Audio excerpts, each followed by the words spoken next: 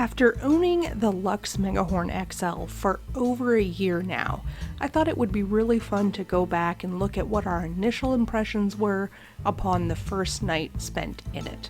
So in this episode, the Warden and I are going to give you our raw, unfiltered opinions about what our very first night in the Luxe Megahorn XL was really like. Enjoy. Oh, I can't see.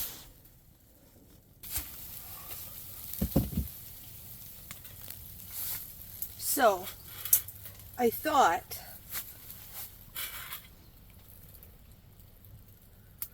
it's like really hot. Yeah, that's why I'm just letting it settle. Okay.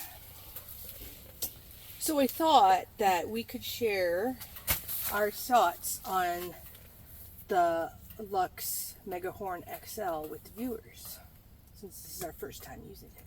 Okay, well, why don't you start with the good, since you land on the ecstatic side. I really like this tent. It's huge. I mean, you could fit. I feel stupid with this hat on like this. Okay. So, yeah, I do really like this tent. It's huge. I mean, you can fit so much stuff in here. I think you're like echoing. Yeah. Since you opened the oven, it's like an echo now. Here, let's close it up. Echo. Okay. So yeah, I really love this tent. It is huge. It is the biggest hot tent that I have used so far. And what I really love about it is that I have my sleeping area set up over here, kind of like where the camera is right now. And then we have like our cooking area, lounging area, like our living room area is here.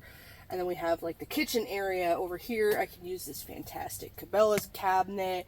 All my stuff fits in here. I mean, there's so much stuff that I'm just leaving stuff laying around and tripping over it. We used to have to kind of set aside our sleeping area during the day to have like a lounging area. We couldn't have both out simultaneously, and we actually can in this time. Yeah.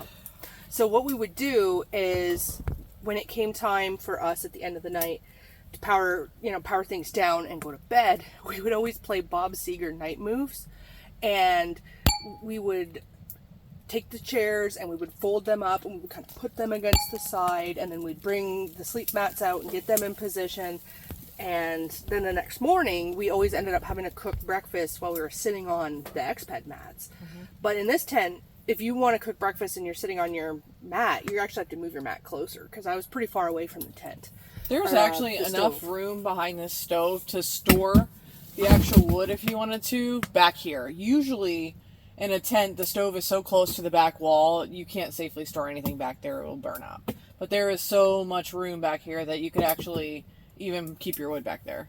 Yeah, because normally we keep one little bin, and most of the bins we just like stack up outside. So, but yeah, even like behind this cabinet, like that's where I put like all the bags for like the sleeping bags, and the bags for like the the stove bag, all that stuff, like all the storage bags and stuff. I just shoved them in behind there, because normally you're kind of tripping over that stuff. So space wise, I mean, I think it's fantastic. Now, what about you, Sarah? What are your thoughts? So, on the negative end, it's almost a temperature distribution problem going on in here. I think that the tent is too tall. Now, I understand that the taller the tent equals the greater the floor space, so I understand why it is tall. But at like 9 foot or whatever it is, you can literally put your hand up here and feel that it is hot, and then drop your hand down to the floor and feel a draft and be cold. So all the air is rising to the top, and it's actually, what's happening is there is drafts down here at like the floor level. It also stems from the problem with the floor. That's really the big issue. The floor is loose, it can't be tightened, and there is so much room underneath these sidewalls if you don't have snow. And even if you did have snow, it'd take you a while to pile it up. Yeah, but without snow, there's these huge gaps about this big that the wind just blows through. So you need to have some robust sleeping gear. But mainly it's the two doors. The doors don't have the skirt at the bottom, and so it's like a wind tunnel through here all night long. Yeah. So yeah, there's no snow skirt there. Just sitting here, I can kind of feel it. Your butt gets cold. Your face will be on fire, but your butt will be cold. So to me, it's just about the flooring. I'd like to have seen a tighter floor, less ground exposed, you know, less wind coming underneath the tent. Different suspension on the floor Yeah. that was actually like in the Hercules, Right. how it's adjustable. Yeah. They have a great floor. So, I mean, that's the only Hercules. thing. To me, if it was negative 30, I don't, which happens here, this is not going to be the tent I reach for. Now, I think it can be improved with snow, so we'll try that. And Yeah. I think that's going to really improve things for this tent. And also, this is a medium stove, you need the large stove, which we'll probably put on our wish list now to get, Yep. because this tent is just so tall that you need a bigger stove to heat it. Yep.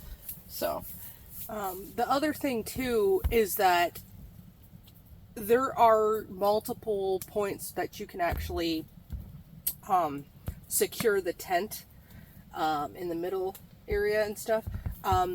This tent did not come with enough stakes out of the box to actually secure the snow skirt and all the areas that needed secured, and it didn't come with the proper amount of guy line either.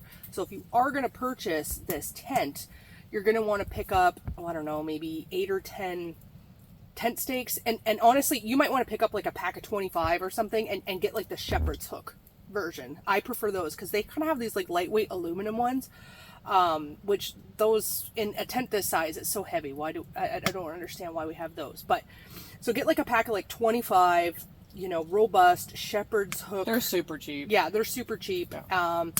And get a 50-foot of paracord or something like that, and you'll be a lot happier with this tent, because next time I use this, I'm actually going to come along and I'm going to secure all these edges, and I'll probably switch out all these stakes, and I think that's going to make a big difference.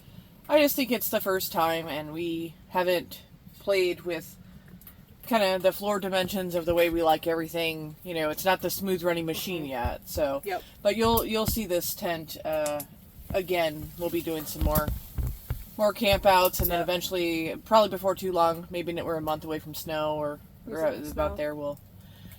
So we'll be testing it out. We just need to. I think it would be much improved, even with the drafts.